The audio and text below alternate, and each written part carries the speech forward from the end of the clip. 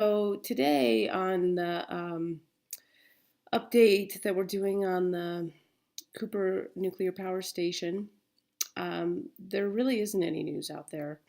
And so, absent any news about the current status of the plant, and we did check the NRC event page, there have been no updates.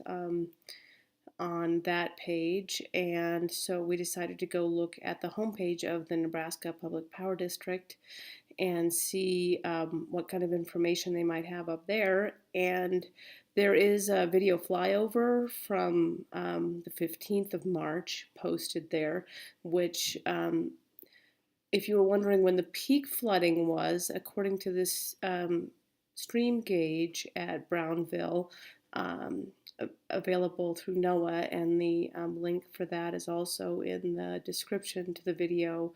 The peak flooding days, it was not the 15th, but that's the video they're showing you, and so you can look at that and see what's underwater at the plant. It does appear in that video that it's possible that the spent fuel area, the spent fuel cask, dry cask storage area north of the reactor building could be underwater in that video, but it's hard to say.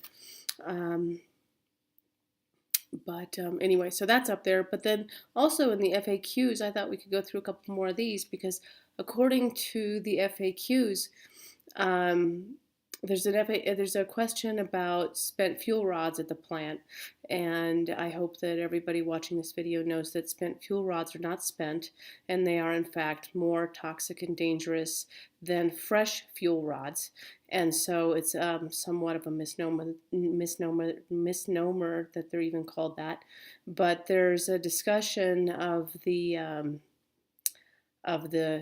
storage of spent fuel at the plant in the description. It's laughable, really. It's just a kind of a textbook reassurance that everything is completely fine and the situation is completely handled. But there's really, in a situation where the flooding is as close to the alert level and the shutdown level as it appears to have been at the plant a couple of days ago, leading up to today, in fact. There's really just nothing safe about nothing. Having these plants along big bodies of water, which they need to have, except in Phoenix, where they're run on wastewater. But that's another video. So, and then the other FAQ I wanted to mention is this one about if Cooper is shut down, will the NPPD be able to meet its customers' demand for electricity? And, of course they would be able to, because they have a diverse mix of plants available to generate power from, which I would just point out means we really don't need this nuclear poison death technology to generate power. And these plants all need to be shut down at the earliest possible opportunity. But there was a dam that was breached upstream on the Niobrara River, and so that water is coming down past Cooper also.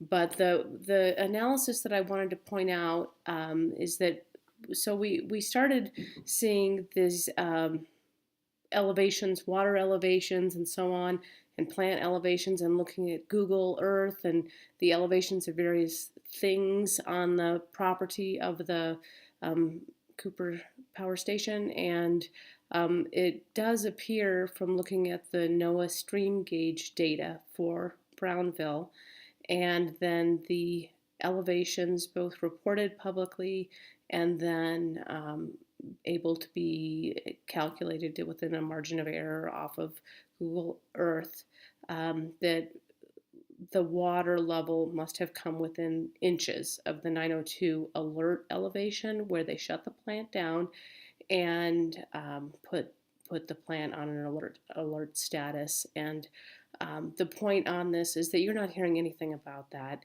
and that's a very serious matter. And why are these plants being operated at 100% right up to that stop point. It's absolute nuclear madness, like everything else having to do with this technology. So that's the update for today.